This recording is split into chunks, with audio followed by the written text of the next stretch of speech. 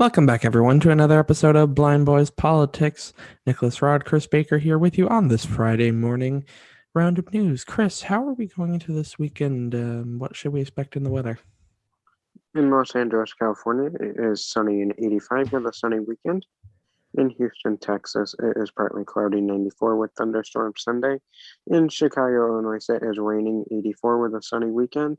And in New York City, partly cloudy and rain tomorrow. Well, Chris, we're done. We finished high school. How do you feel? Now I just need to walk across the stage. Yep, In all that'll officially fairness, signify it.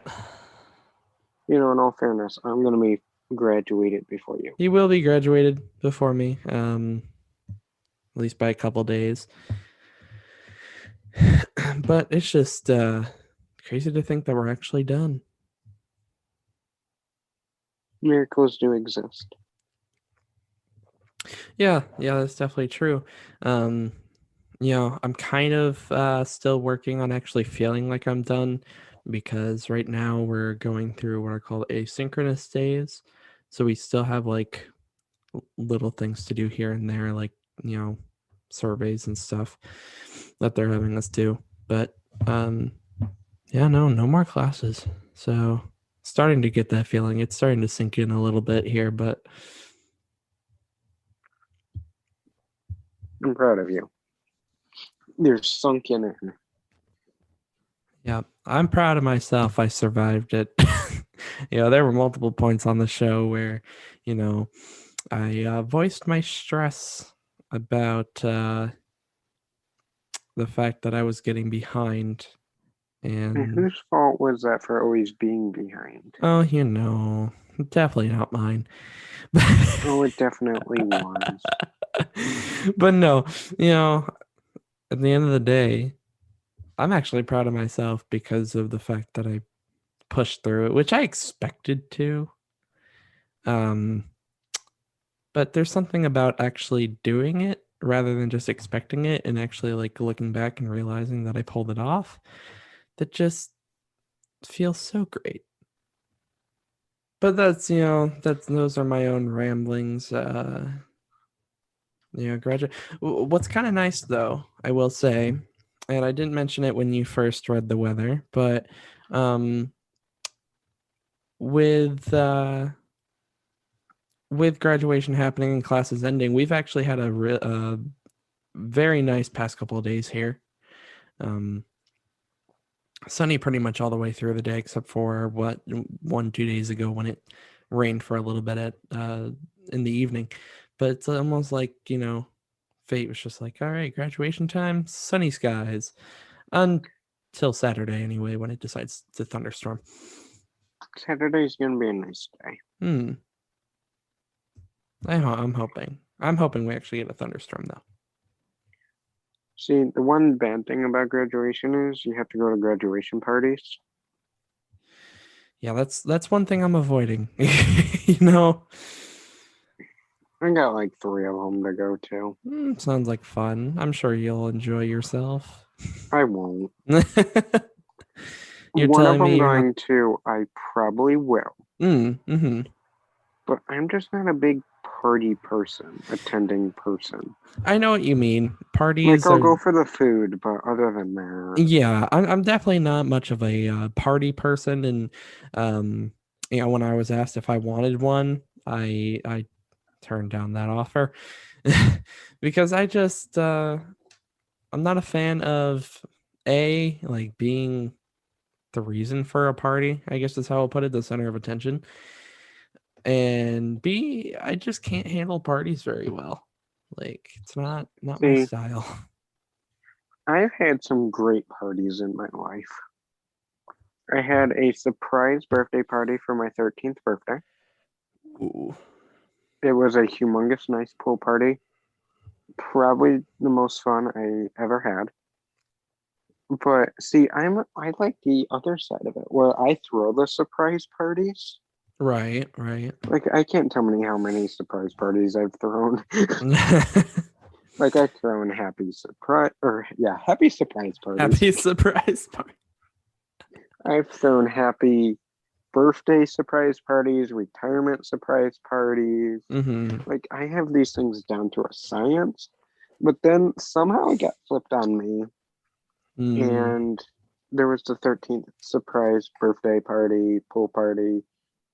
Extremely fun. Um, so does that mean that we have to add another title for you? You know, master baker, landscaper, and now party thrower. Like, You might have to. is that You going to might become have a to. thing now? Yeah, I might throw you a surprise party one day. Oh, wouldn't that be lovely? You know, my aunt says the same thing. And when she least expects it, she's going to have a surprise party. And she says she will leave, but she will not leave. uh, yeah, no, I don't know how I'd feel about a surprise party. You'll find out someday. Uh, should I be scared? No, just be every birthday that comes up, you'll have, you know, anxious for it. But I'm telling you, when you least expect it, it's going to pop up. Won't even be for my birthday. It'll just be for like a random day in like October or something, you know. Well, that is 3 days after your birthday. Didn't even say a date in October. So my birthday is just eternal, like 3 days Well, before I'll throw October. a surprise 6 month half birthday. Yeah, half birthday party. Or you gotta even make it more obscure than that, like quarter birthday party. You know, like Just to really throw you off. yeah, like throw it in One February when. 1/8 of a party. Yep. Yeah. Yeah. Invite the entire city Exactly. on your bill. Wow. Here's your party, but you're paying for it. Have fun. I would do that to you too. Oh, why am I not surprised? The next morning, Nick, you gotta wake up, buddy. You gotta go pay off this bill. Oh no. No, I don't know what's more sad about that. The fact that it's so easy to imagine, or the fact that I expect it to actually happen. Look, I'm on a fixed income. What do you expect? You should be at least happy that I took your credit card and took it upon myself to do it. Of course, of course. I I could have couldn't just be more thankful. I could have completely forgot about your 4th birthday anniversary.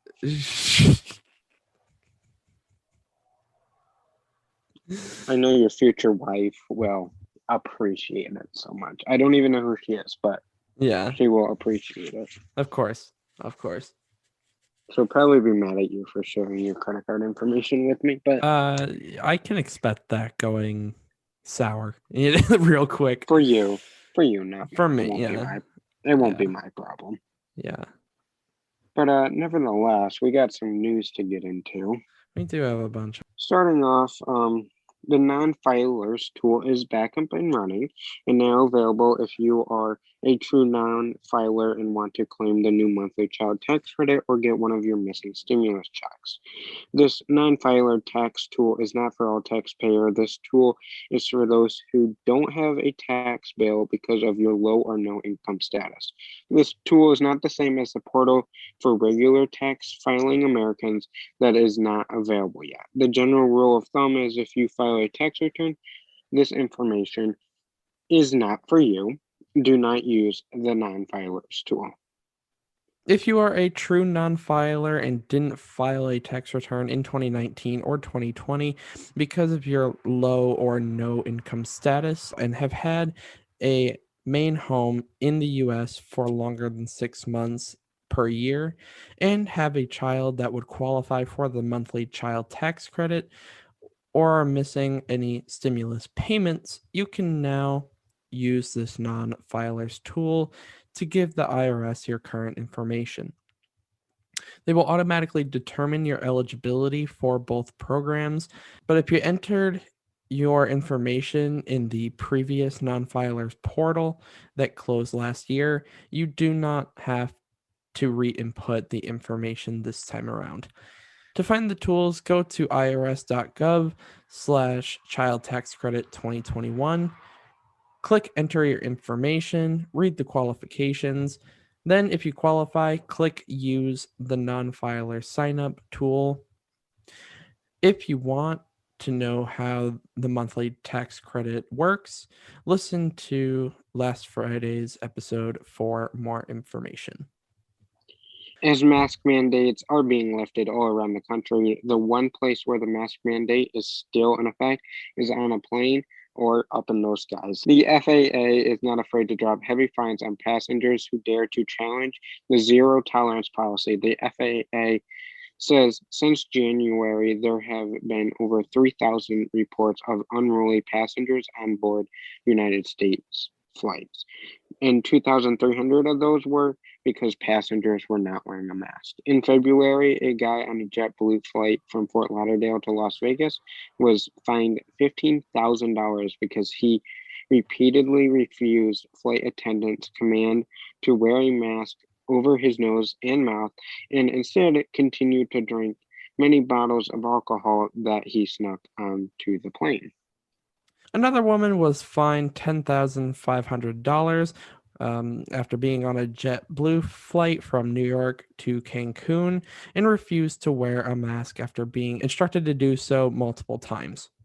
Instead, she decided to stick her fingers up her nose and was yelling profanities at flight attendants. The pilot landed the plane in Florida and had her removed.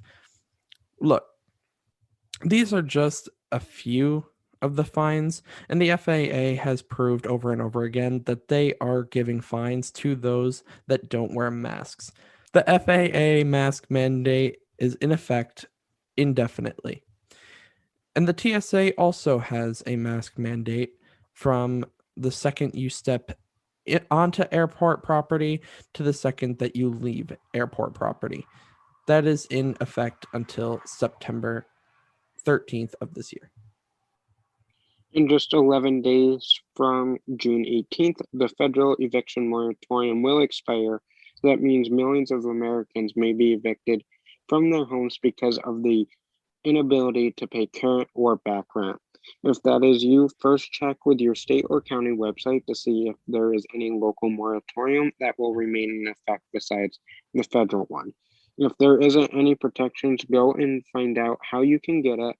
Through two stimulus package, there has been $50 billion was made available for rental assistance. And if you qualify, you may be able to get help paying a portion of your rent and utility bills. That may help you with your landlord if he or she is threatening to evict you. Now, look, we've been saying this since the beginning, since the eviction moratorium first started. It was never meant to act as rental forgiveness. If you took advantage of the moratorium, you are going to be responsible for paying all of your rent back. But there's no word yet for if the Biden administration or Congress will extend the eviction moratorium any further.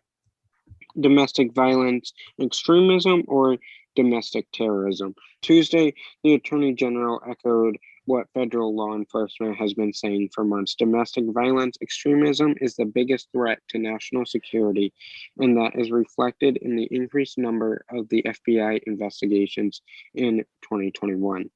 We are talking about racially or ethnically or politically or militia motivated homegrown extremists with a propensity for violence. Tuesday, the Attorney General unveiled a new report and a four-pillar system trying to combat domestic terrorism. He made it clear it is not about targeting people based on their beliefs or even sharing those beliefs. This is about criminal activity associated with those beliefs. Here is a clip of Attorney General Merrick Garland.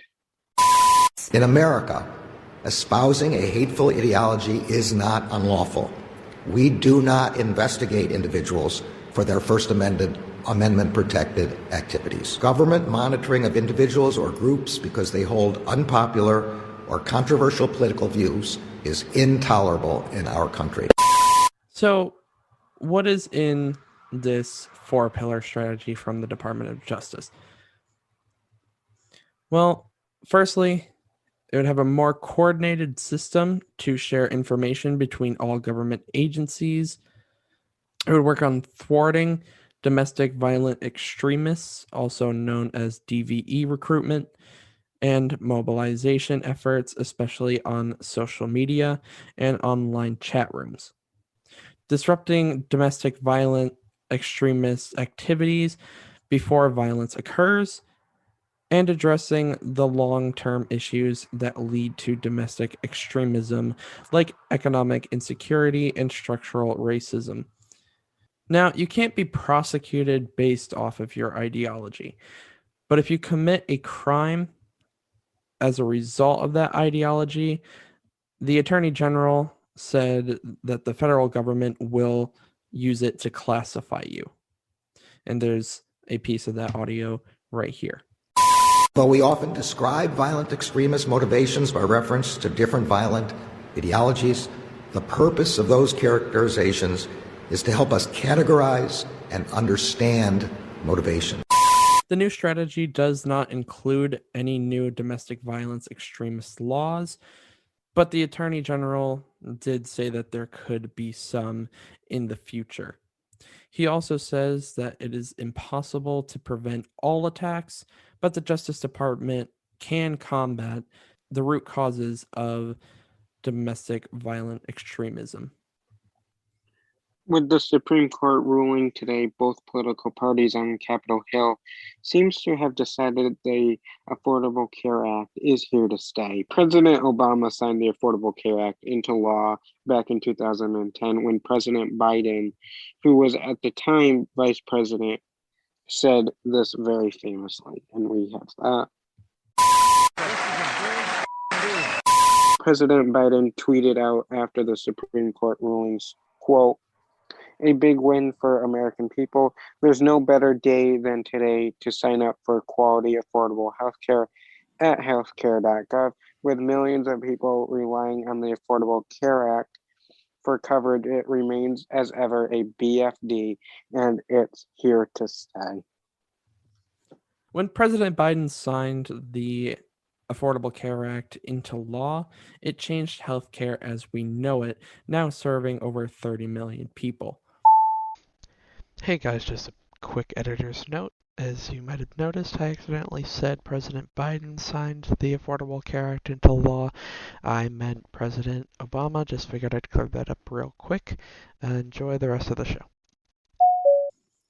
Former President Trump appealed the Affordable Care Act and vowed to revoke it, adding 3 conservative justices to the Supreme Court.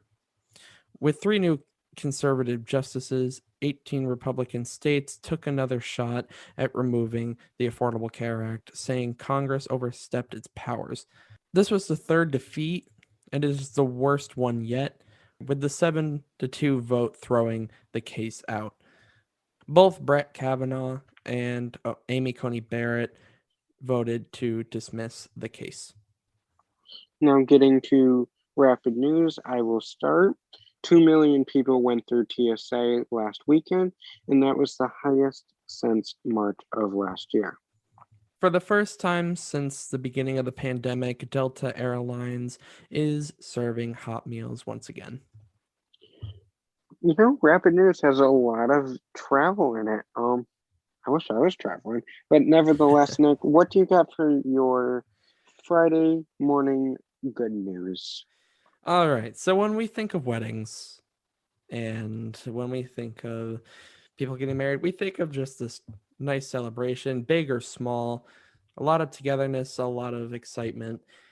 Well, this one couple's wedding didn't go quite as planned because during the reception, a building next to their venue actually caught fire, which spread to where they were, and they had to evacuate. So they moved to the church to wait for everything to be cleaned up and cleared and the fire to be put out. Luckily, no one was hurt or killed by the fire, but that left the situation with the wedding. What were they going to do? What they decided to do was, for the reception, they moved it to a different resort venue. The restaurant that was making the food for them actually sent it to the new venue because the restaurant had been pretty much right at the original venue site, but now it had to be sent down the street and brought to a different resort where the reception was now being held.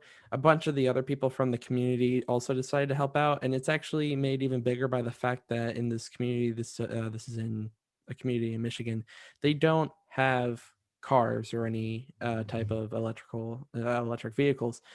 So everything had to, everything took more effort. Everything took more time, and the entire community, whether it came down to the restaurant, um the other resort that they were staying at, or just other people from the community that weren't involved, stepped up to help out and made the day as special as it possibly could have been. I love this story. The whole community steps in, helps. It's kind of like the show must go on. The wedding must go on. Yeah. They had to, they had to evacuate, but that's all right. Everyone stepped up, helped bring stuff to the new venue, cook, bartend. The whole community helped. I really like. It's not a traditional like wedding, and it's a wedding that everyone will remember forever, and everyone that helped just made it even more memorable. Yeah, and it's so funny that you say that too, because the groom, he had made a statement, and he had said that obviously it made the day so unbelievably special with how everything happened and the way everyone stepped up.